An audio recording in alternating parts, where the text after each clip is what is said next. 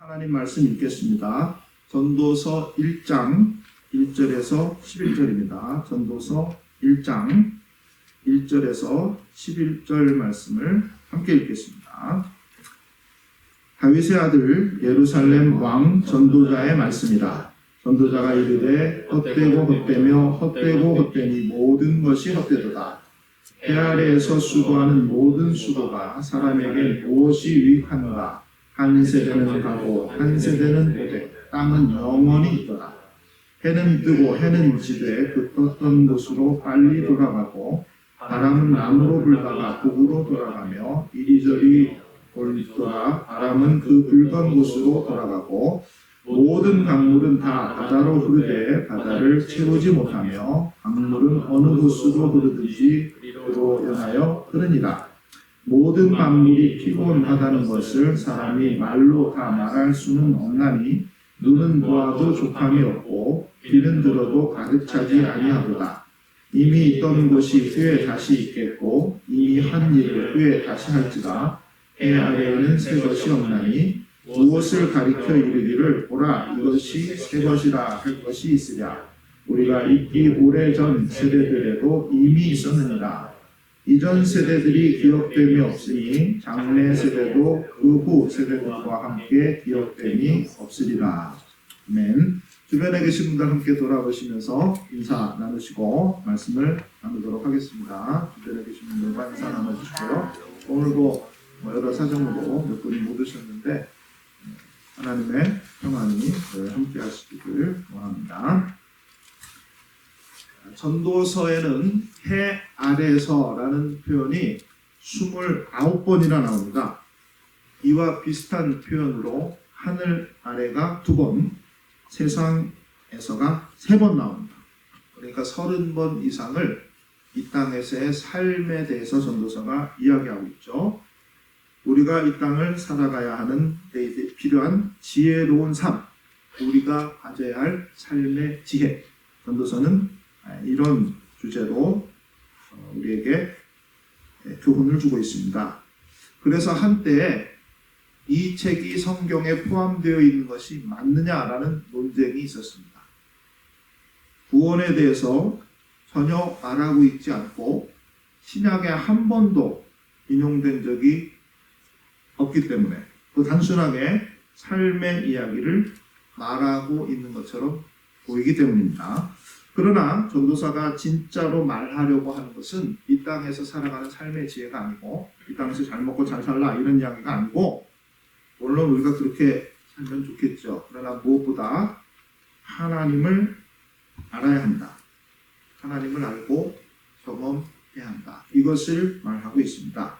본문을 중심으로 전도서가 이러한 내용을 어떻게 말하고 있는지 오늘 잠시 한번 살펴보도록 하겠습니다. 먼저 본문 1절과 2절 앞부분까지 보시면 전도서의 저자가 누구인지가 밝혀져 있습니다. 다윗의 아들 예루살렘 왕 전도자의 말씀이라. 전도자가 이르되, 전도자라는 말은 지혜자 이렇게 생각하시면 됩니다. 현인, 지혜로운 사람 이런 뜻입니다. 그런데 그가 왕이라고 했습니다. 지혜가 있으면서 왕인 사람.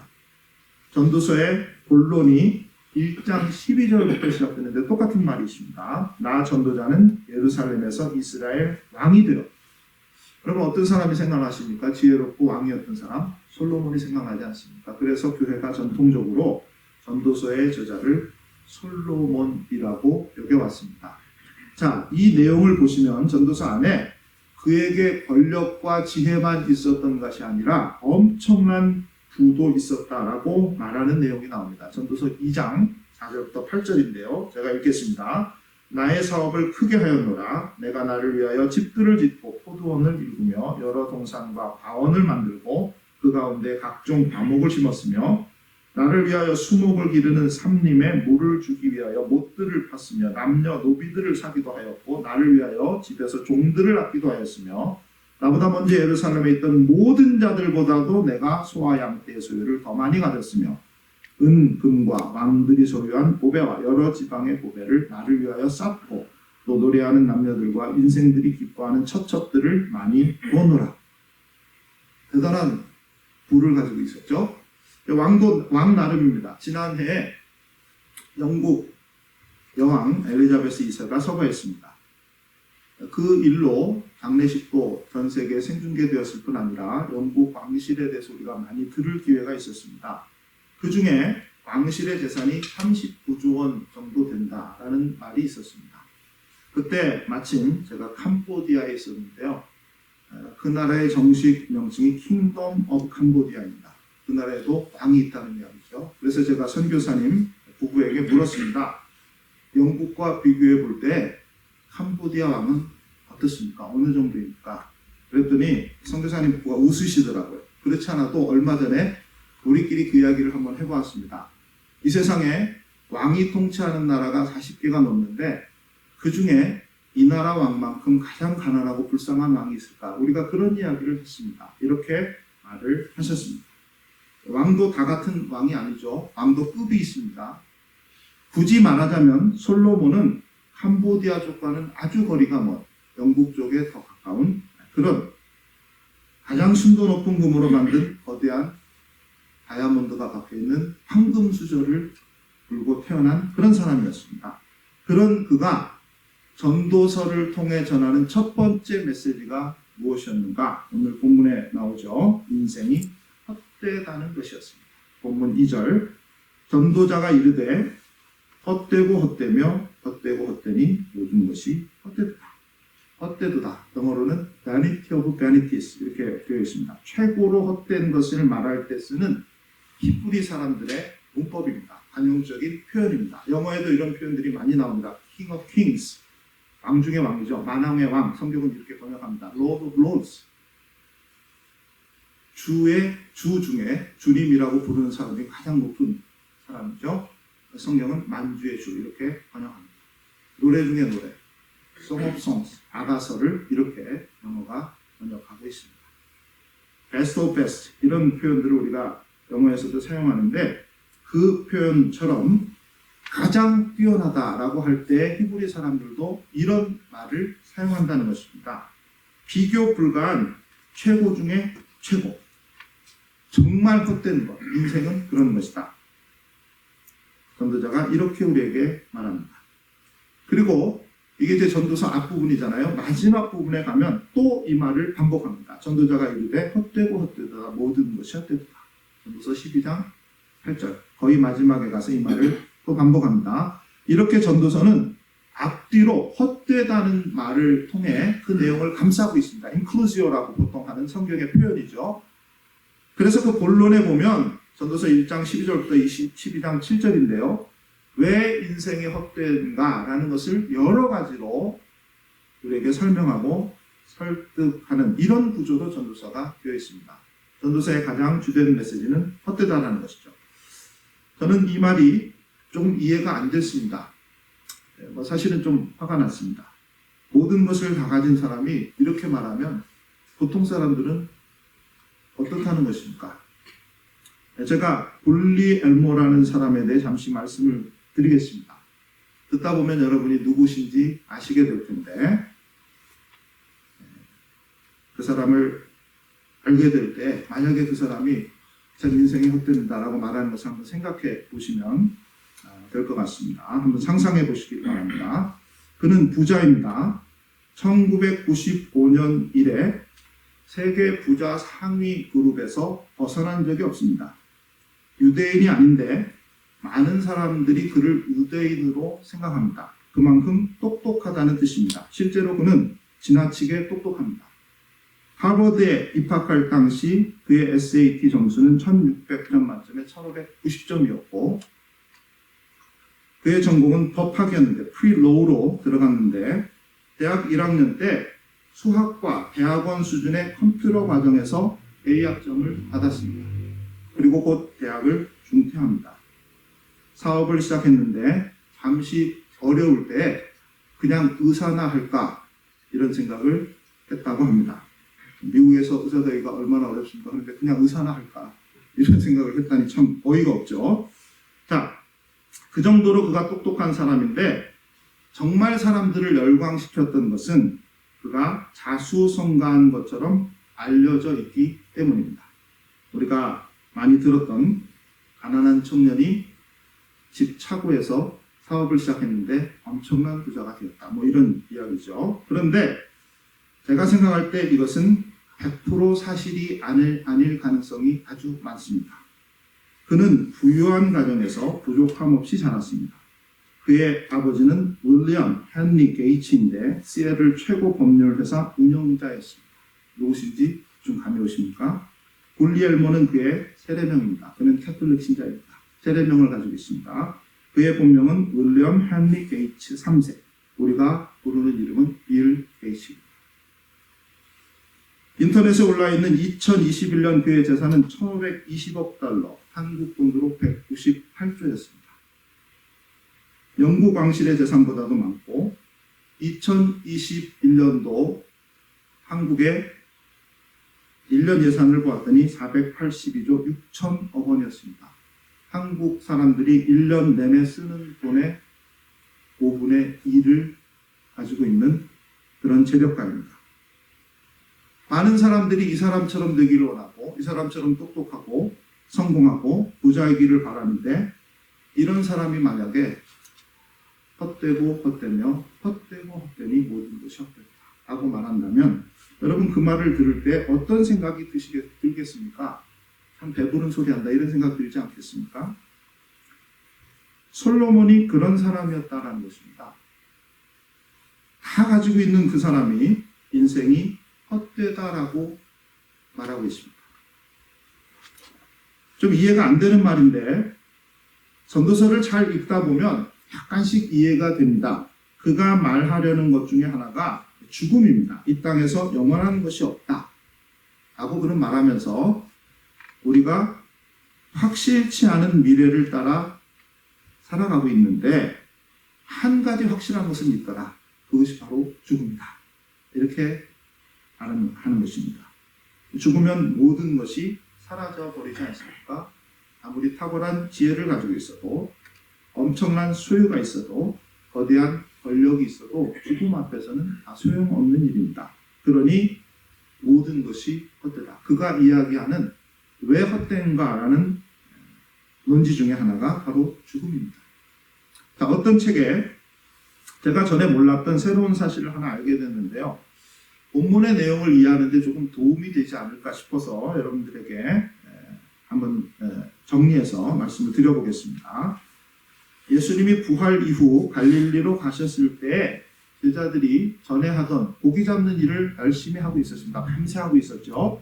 그때 예수님이 그들에게 얘들아 너희에게 고기가 있느냐 물으셨고 제자들은 없나이다 라고 대답했습니다. 요한복음 21장에 나오는 이야기입니다. 자, 그런데 예수님이 이때 사용하신 한국말로 고기라고 되어있는 이 물고기 이 단어가 헬라어 원문의 익투스가 아니라는 것입니다. 고기라는 말이 익투스입니다. 헬라어 말로. 여러분이 기억나실지 모르겠지만 물고기 모양의 글자 새겨져 있던 것 있죠?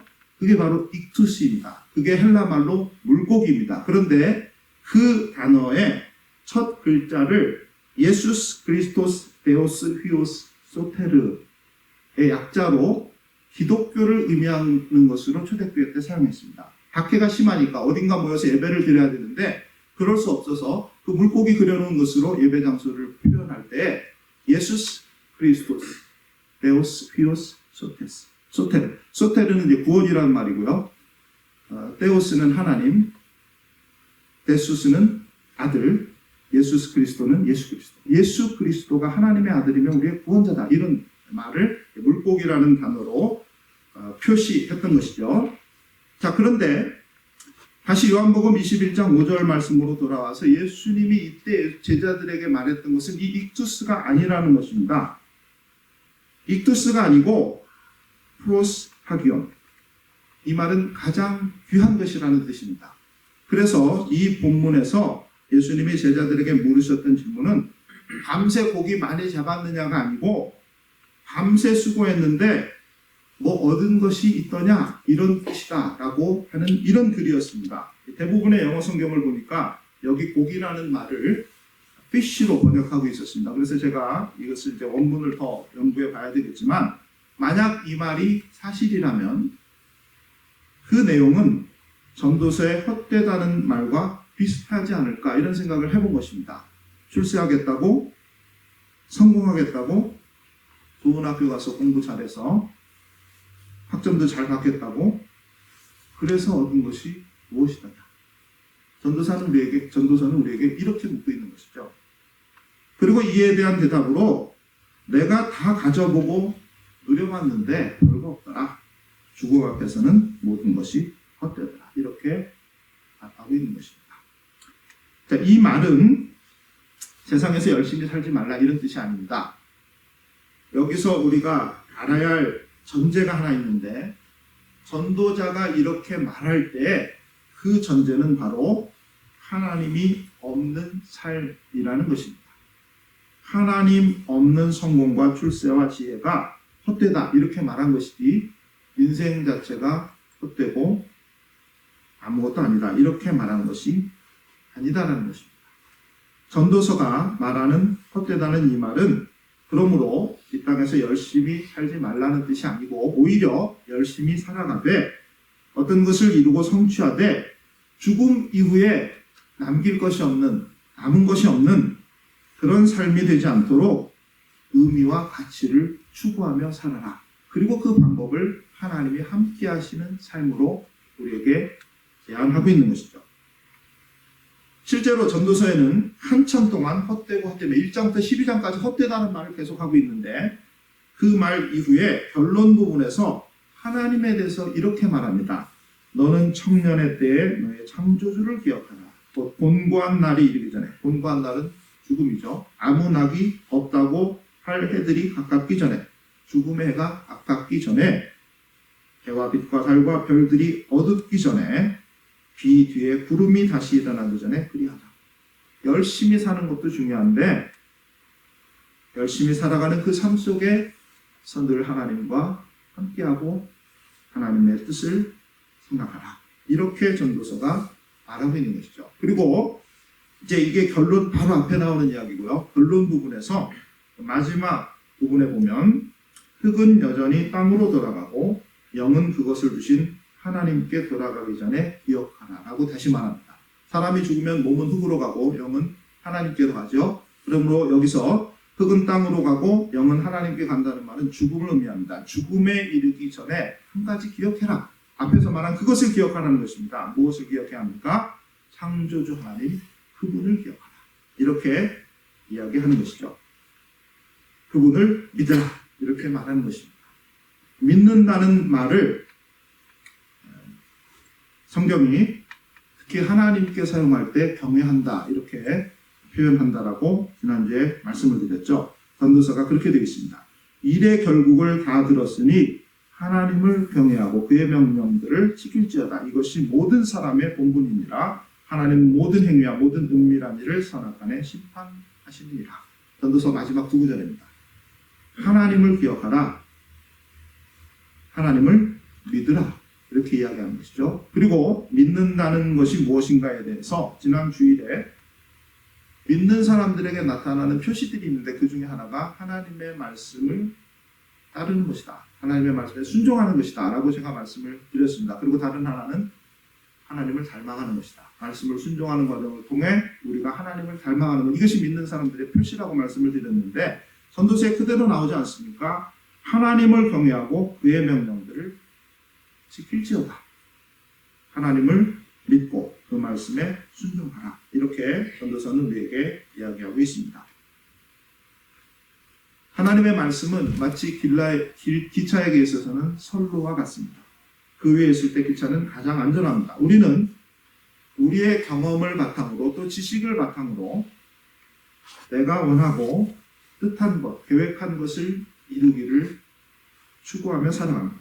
그러나 그러한 삶에 하나님이 계시지 않다면 마치 선로가 끊어진 곳을 달리는 기차와 같은 것이죠. 가다가 넘어지게 되어 있고 큰 사고가 일어나게 되어 있습니다.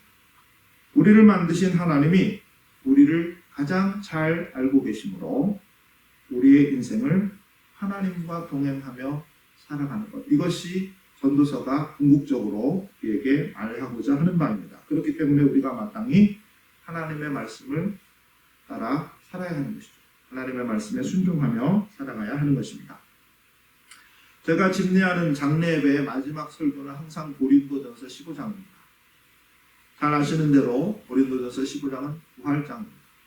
그 말씀의 마지막 구절이 이렇게 되어 있습니다. 그러므로 내 사랑하는 형제들아 견실하며 흔들리지 말고 항상 주의 일에 더욱 힘쓰는 자들이 되라. 이는 너희 수고가 주 안에서 결코 헛되지 않은 줄 알미니라. 저는 마지막 설교를 하면서 장지에 가서 보통 설교를 하죠.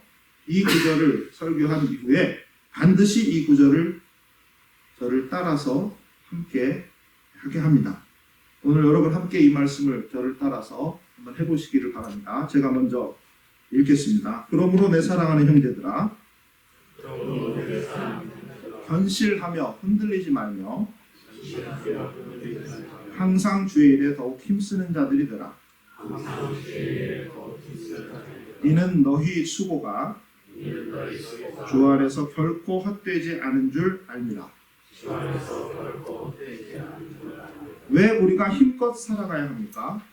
만약에 이 땅에서의 삶만 있고 그 이후에 부활도 없고 영원이 없다면 우리가 힘써 살아가는 것이 무슨 소용이 있겠습니까? 전도서가 말하고 있는 대로 헛되고 헛된 것 아니겠습니까?